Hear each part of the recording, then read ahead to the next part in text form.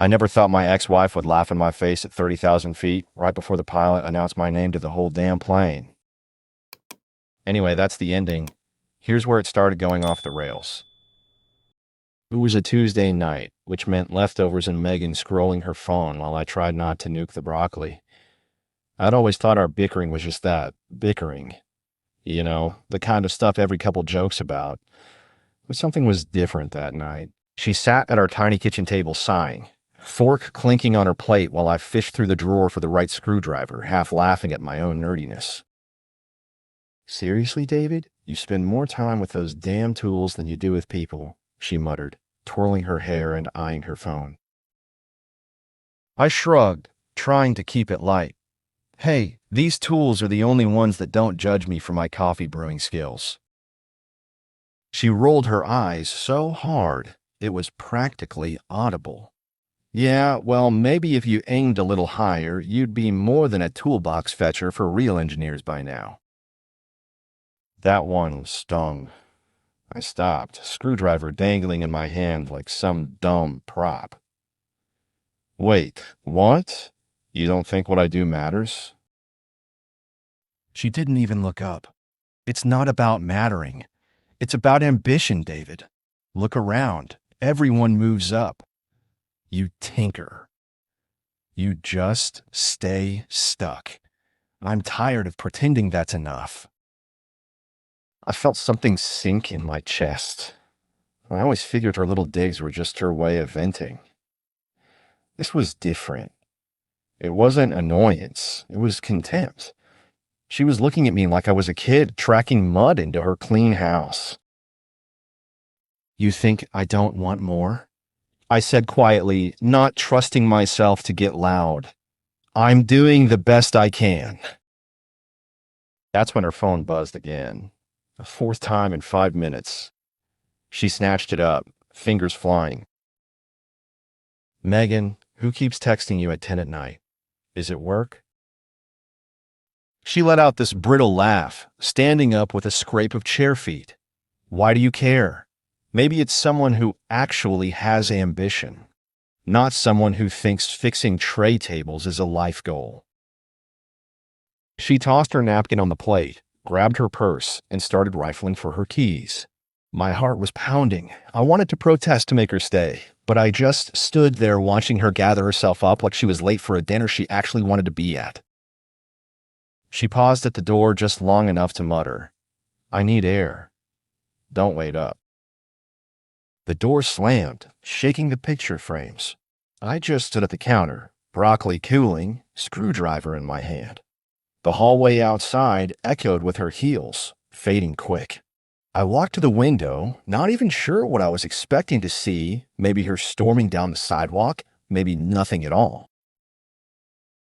That's when I saw it, a slick, silver Lexus idling at the curb, headlights slicing through a little patch of darkness. Definitely not her beat-up Civic. She didn't even look back. Just slid into the passenger seat like she'd done it 100 times before, door clicking shut, the engine purring as it glided away. I couldn't move. The only sound was the faint chime of her phone left on the table. One last message lighting up the screen. Unknown number, but the preview said, downstairs. I never thought I'd hear her spell it out, but she did. She looked at me and saw dead weight. I wish I could say I got angry right then. Yelled. Threw something. Anything. But I just stood there in dumb silence, feeling something split open inside me. The weirdest thing was, I still hoped maybe she'd come back in and say it was a joke, some bad mood, but there was nothing but the cold leftovers in her empty chair. That night, I barely slept. Next morning, I was still replaying her sneer. Toolbox fetcher. I kept thinking, did it always sound that harsh? Or was I just hearing what she'd really meant all along? And the worst part was, I could feel something in me changing. Like I'd finally woken up and realized this wasn't just her blowing off steam. She meant every word, and she'd already moved on, right under my nose. It only took a few days for things to get worse. I'd barely had a chance to process Megan storming out with that mystery car when I got a text from Jen, one of the last friends Megan and I had in common, reminding me about her annual summer barbecue. I typed, "See you there," before I could overthink it, telling myself it'd just be burgers, corny yard games, and normalcy for a minute. When I pulled up, everything looked the same as always. Kids running with water guns, that cheap folding table groaning under soda and chips, music thumping from someone's Bluetooth speaker. I tried to relax, grabbed a drink, and waved at Mark and Adam by the grill. A couple of coworkers nodded hello. It was all routine until I heard laughter behind me. A sharp, too loud cackle that I couldn't mistake. Megan. And she wasn't alone. She'd showed up with some guy in a fitted white shirt and checked blazer like this was a business brunch. He had slicked back hair, those sunglasses that look expensive even when they're not, and a grin that didn't match the friendly handshake he offered to Jen and her husband. Megan's voice went up an octave, all sugary, as she started introducing him. "Everyone, this is Brian. He's management over at Techstar. We've been spending some time together." She didn't even glance at me. Jen looked over, uncertain, caught between being polite and not knowing where to look. Mark raised his eyebrows at me like, "You seeing this?" Brian took center stage instantly, shaking hands, explaining his title. Megan, arm around his waist, kept scanning the group to make sure everyone was watching. Then came the jokes. Brian was mid-story about some disaster with an office coffee maker when he turned to the crowd and said, "Hey, maybe we should have called David. He's an expert at fixing stuff in the hangar, right?" People laughed, the kind of laugh you give when you don't know what else to do. I tried to chuckle along, but my face was burning. Megan elbowed Rachel and said, "Oh, you haven't heard? David's still the go-to guy for snacks and spilled coffee. He takes care of all the behind-the-scenes stuff." She dragged out behind the scenes like it was dirty laundry. I found myself clutching my drink harder, staring at the grass. Adam, awkward as ever, tried to change the subject.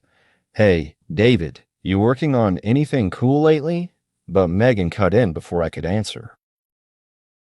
"Probably just another batch of office chairs or something." She snorted. I told him, "Shoot higher, right?" But he likes being comfortable. Brian raised his cup. "To knowing your place," he said. "Some of us run things. Some of us run errands." Megan actually called out, "I guess I found my upgrade." She raised her drink and nudged Brian, who grinned and wrapped his arm tighter around her. Nobody knew where to look.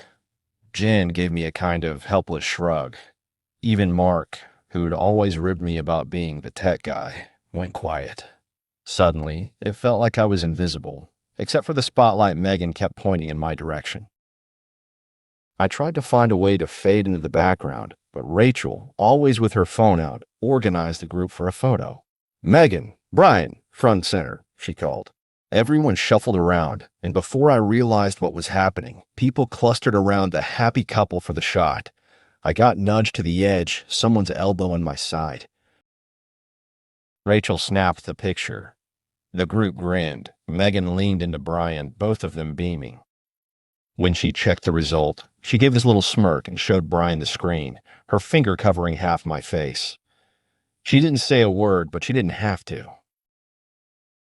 A few minutes later, the photo was up on the group chat. Everyone tagged except me. Megan and Brian, arms around each other, dead center, everyone else crowded and tight. I was cropped out completely, just a sliver of my shirt sleeve left at the edge of the frame.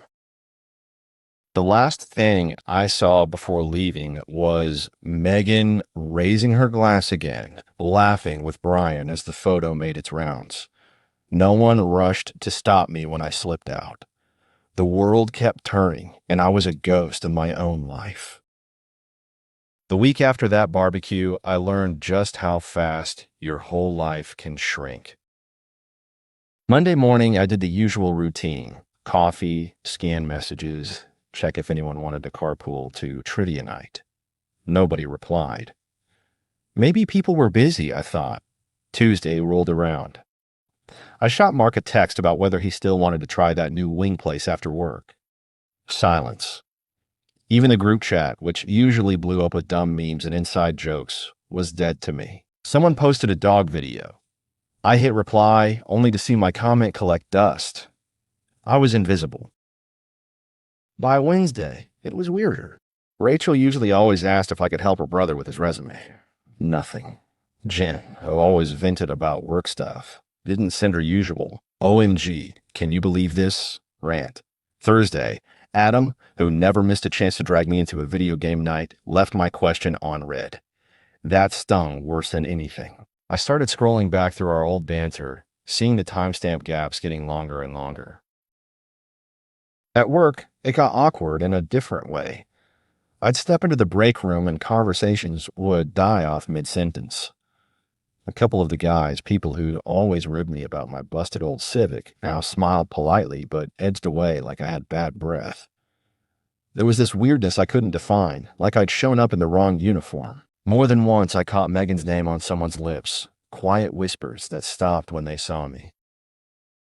One day at the vending machine, I walked up right as two of the younger engineers were chatting near the coffee pot. She said she's with someone who actually does things, you know? Like not just tools in the trunk stuff. Her new guy works in management, I heard. Big deal. Guess she finally upgraded, huh? Their voices dropped off as I got closer. One of them fiddled with his cup, not meeting my eyes. Hey, Dave, he muttered, then beelined out the door. The next morning, I overheard a group talking by the elevators. Are we all set for Saturday? Route looks rough, but the views'll be killer. Just don't tell David or he'll want to fix every walking stick on the trail.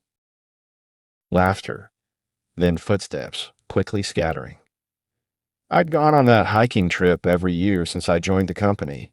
Nobody had even mentioned it to me this time. By Friday, it was everywhere. People in the lunchroom talked like I wasn't there. At the end of the day, I passed Jen in the hall. She glanced at me, then suddenly turned to chat with someone else, pretending not to see me. I kept checking my phone, desperate for someone to say something normal. The only ping I got was an accidental one, a group text, probably meant for Mark, but it landed in my inbox too. Let's invite Megan and Brian to trivia. Keep it fun this time. My name wasn't even on the list. I stared at the screen, thumb hovering over the message, feeling like I'd been erased from my own life. No one noticed when I slipped out a side door that night. I walked home, phone silent in my pocket, realizing the version of the story people were hearing wasn't mine anymore.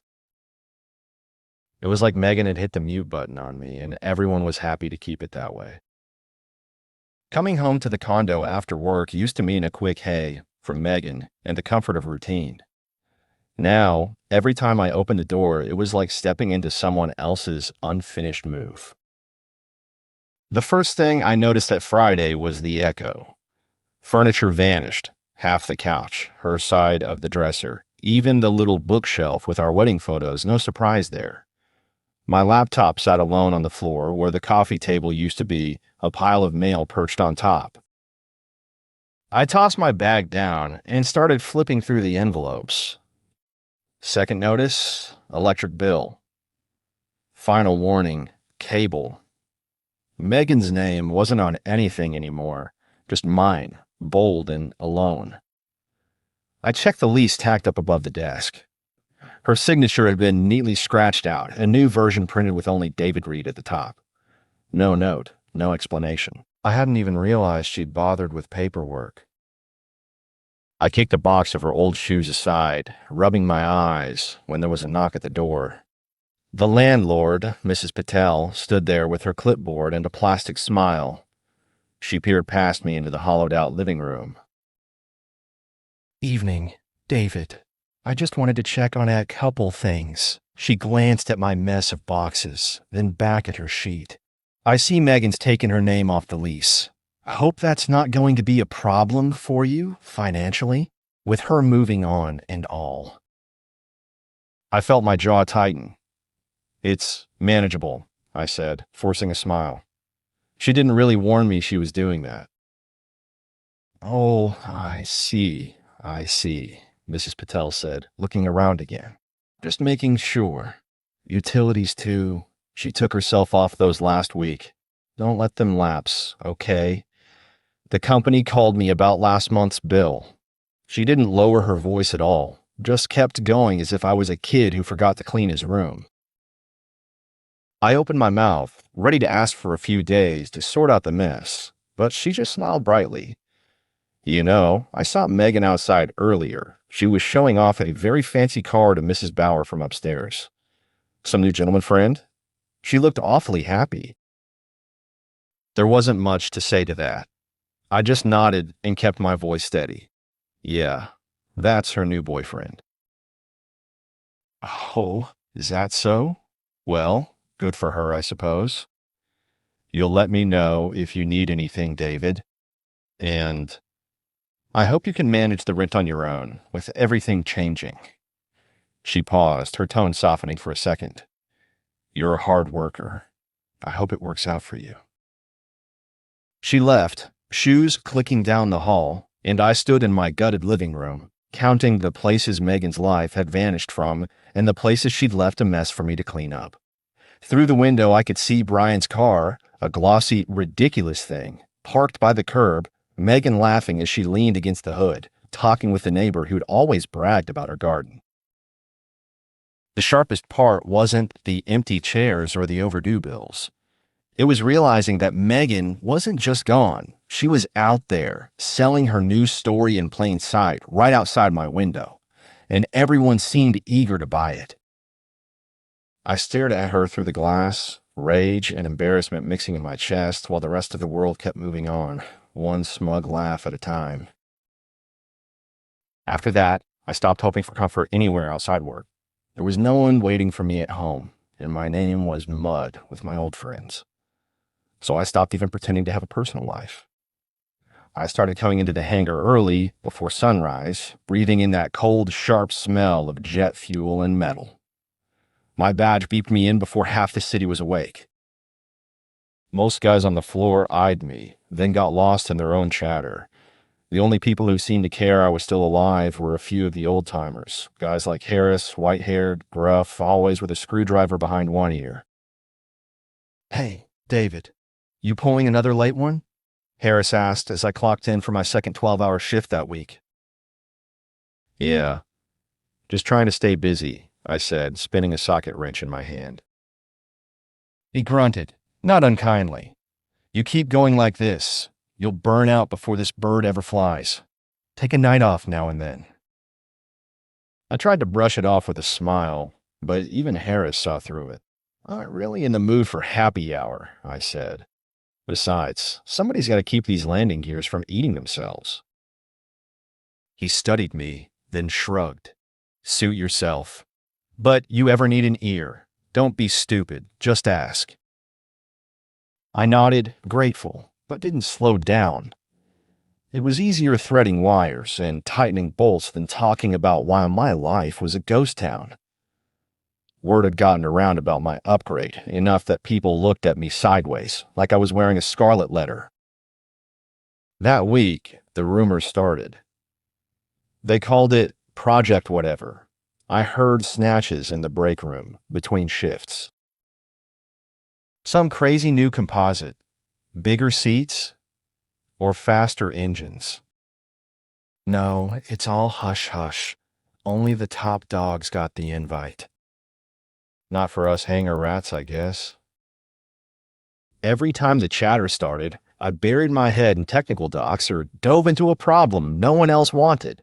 When Harris or one of the other seniors offered to buy me a beer after hours, I always had an excuse. Got a systems check to run, or need to catch up on documentation. I could feel their concern, but I just wanted to outwork all the noise. If I could just build something that would fly, something that would matter, maybe I'd find something like respect again. One night, around 10 p.m., I was the last one left in the hangar. I was elbow deep in a seat actuator, wrist deep in grease, when I heard footsteps behind me. I turned to see Monica, our chief engineer, arms folded, watching me through the orange haze of the floor lights.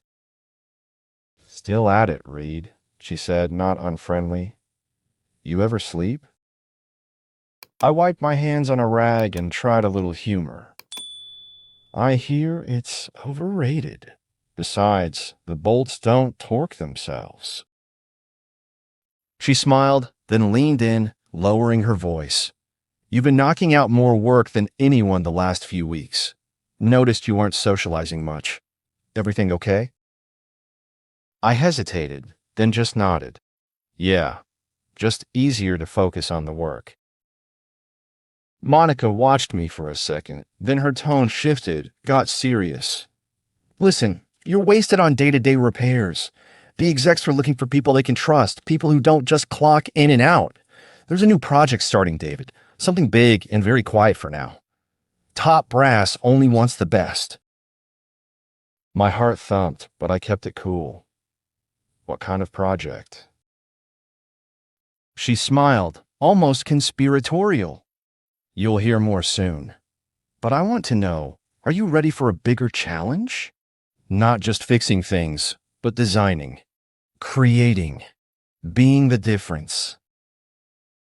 I nodded, swallowing. "Absolutely."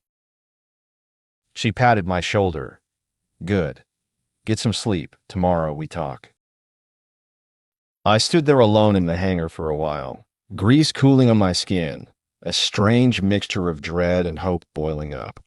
For the first time in months, I felt something besides embarrassment and rage. The next morning, Monica slid an NDA across my desk before I'd finished my coffee.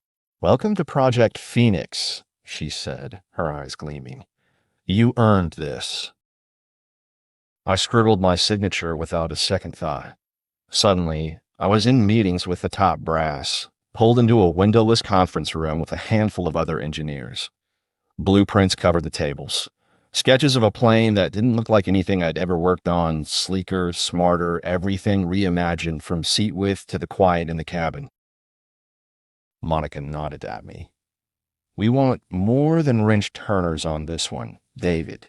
You've proven you think about the people who fly, not just the numbers. That matters." I tried to play it cool, but inside I was buzzing. If Megan could see me now, no toolbox, just a badge with my name in gold, pulling a chair up next to people I'd only ever glimpsed in company newsletters. The first big challenge hit within days. The new recliner seats, designed for comfort, rattled like maracas on every test run. The senior engineers argued about weight ratios and material costs. I stayed late, running numbers, crawling under prototypes, picking apart the armrest pivots. Most nights, the only other person left was Captain Williams, the test pilot, who'd wander in with his sleeves rolled up and a fresh mug of coffee. He'd clap me gently on the back. "Burning the midnight oil again, Reed. You're making the rest of us look bad." "Could say the same for you," I joked, forcing a smile. He leaned in, voice dropping. "You see things the suits don't.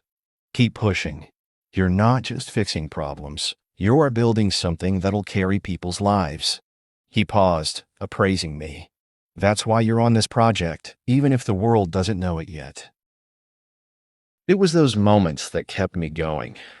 My design tweak, a simple change to the seat's mount, and a rethinking of the padding killed the vibration completely.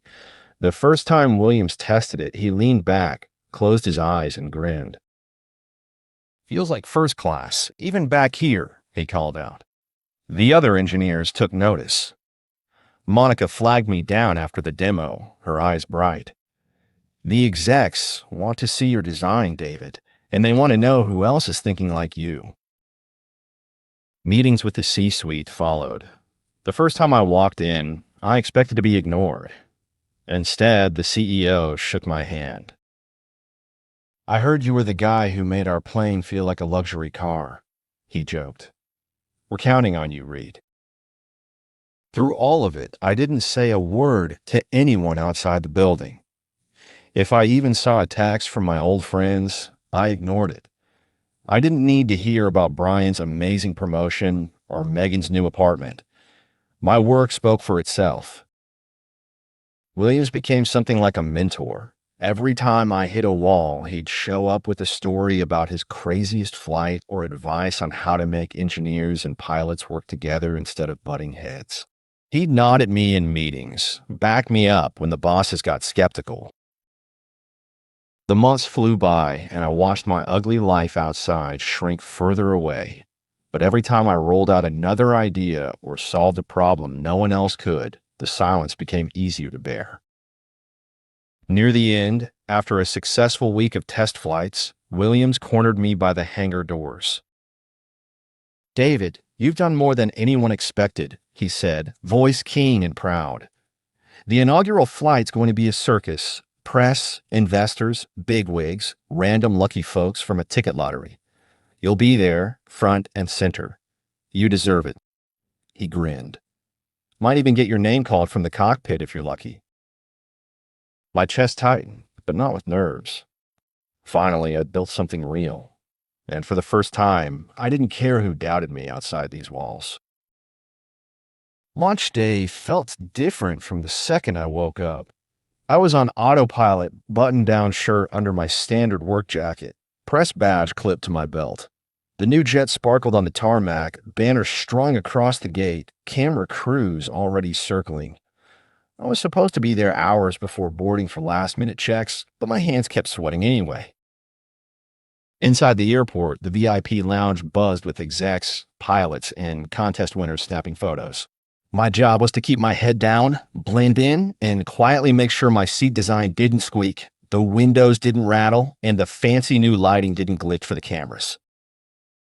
I was double-checking the aft galley when I heard a voice that stopped me cold. Megan, loud and chirpy as ever. "See, Brian? I told you we'd get the good seats. Perks of knowing the right people." She scanned the crowd as if daring someone to doubt her, clutching an envelope with VIP stamped in gold. Brian followed with his chest puffed up, every inch the conquering hero. He'd found some unlucky airport staff to brag to. "Yeah, I got the invite through work connections," Brian said, flashing his ticket. "Executive seating. It's not for everyone." Megan giggled, leaning into a cluster of other guests. "Plus, my ex works here. He's probably fetching coffee for the flight crew right now. You know, the guy they keep in the back to fix the snacks?" Someone laughed awkwardly, glancing around. I ducked behind the bulkhead, heart thudding, not wanting to be spotted. Not yet. She kept going, voice climbing. "I hope he doesn't spill anything on our seats. Wouldn't surprise me, though. He's used to cleaning up behind the real engineers." Brian lapped it up, turning to wave his boarding pass at one of the marketing directors. "We're main cabin, but the best row. Look at this, babe. Looks like we get the VIP treatment anyway." He gave her this smug wink. It was like being shoved back in time, Megan's words echoing in my head from months before. I could see her now, in the thick of a crowd, holding court like she owned the place, sucking up the attention she thought she deserved. The pain was old but sharp, but I forced myself to breathe, to focus on the launch and not the rerun of her cheap shots. I wasn't going to give them the satisfaction, not here, not now. I kept my head down, nodding at the crew as I passed, hiding behind a manifest sheet, when Megan and Brian swept through the gate. Brian pointed out the camera crews to her like a tour guide, Megan laughing and tossing her hair, already scanning for someone higher up to impress. Boarding started, and by sheer luck or cruel cosmic joke, Brian and Megan ended up in row 11, just ahead of the wing, right in front of my assigned seat, row 12. I watched as Megan insisted on the aisle, making a show of giving Brian the window because he deserves it. She kept adjusting her blouse, making sure her hair was perfect, eyes darting for anyone who looked important. The flight attendant smiled politely, offering champagne to the VIPs. Megan clinked glasses with Brian and whispered loudly, "Told you. This is what happens when you leave behind dead weight." I slid into my seat, out of their line of sight, badge tucked away, cap pulled low. My hands trembled, but not from nerves, just a kind of burning anticipation. The old pain was there, but so was something else, the sense that this wasn't her arena anymore. Not today. A couple of business guys sat next to me talking about the press coverage.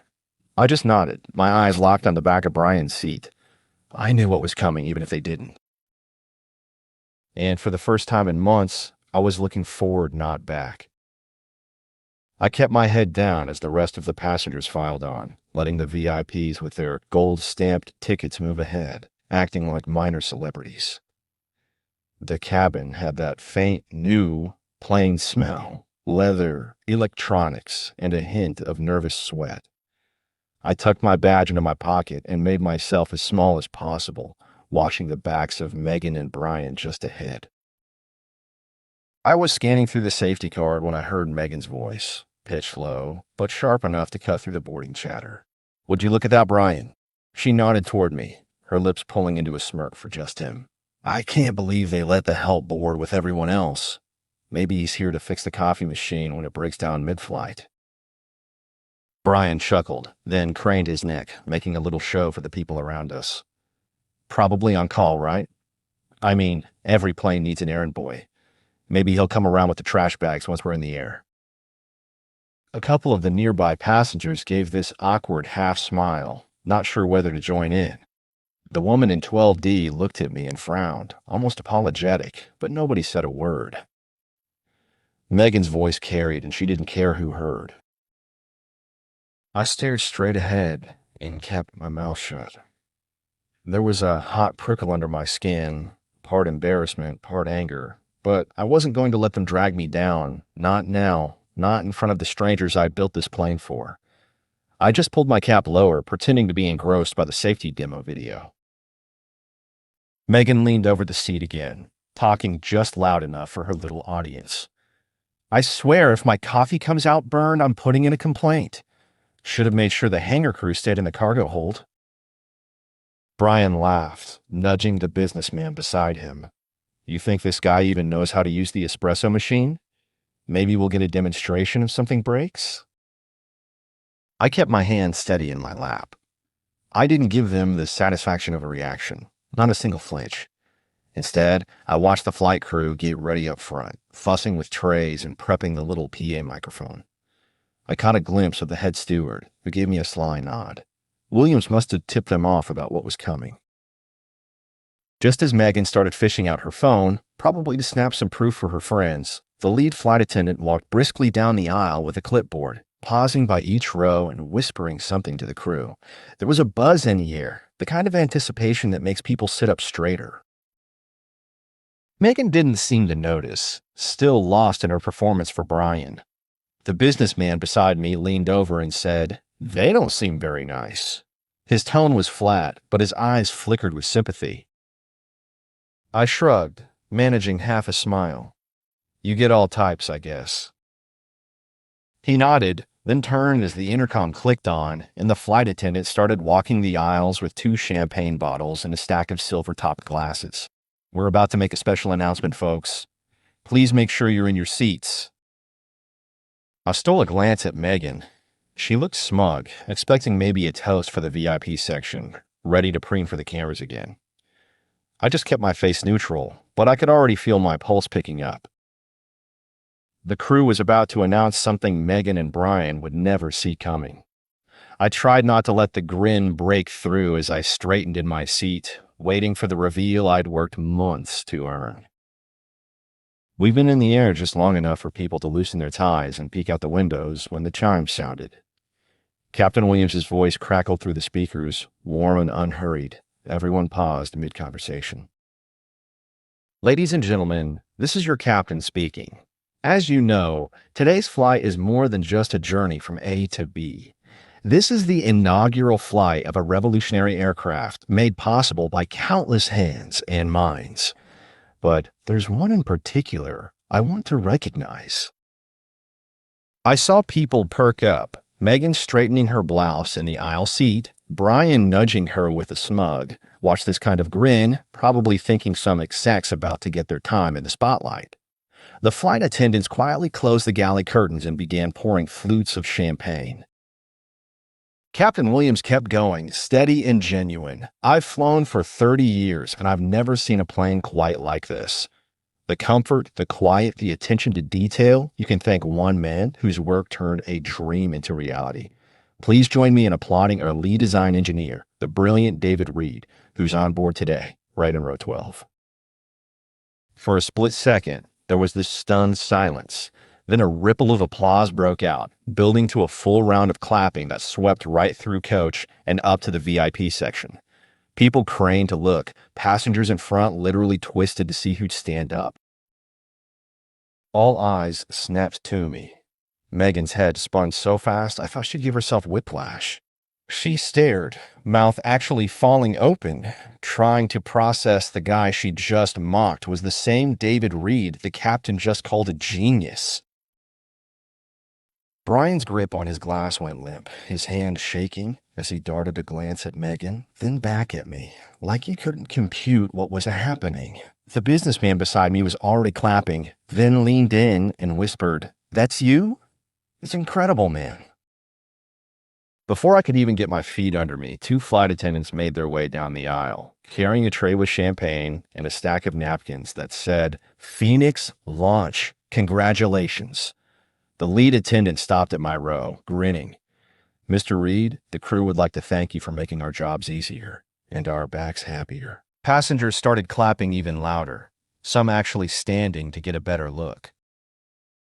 Megan was frozen, her face cycling through every shade from confusion to disbelief to something close to panic.